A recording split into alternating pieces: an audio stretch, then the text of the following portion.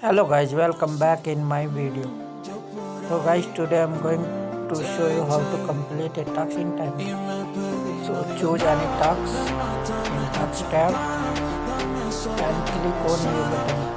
Then complete captcha and then click on the link provided in the task instruction. So you can see go to the link. I have clicked the link and join the group timebucks India and then click paste screenshot. After that come back to timebucks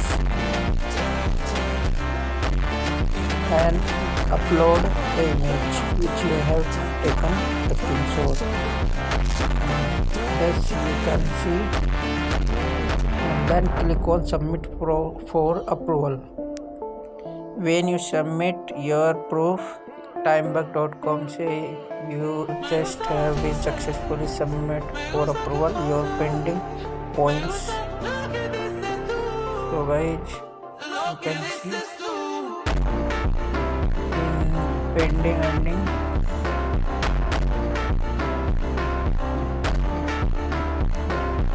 $6 and after some time you can see the task has been successfully credited money to my account, as you can see here in earning sections.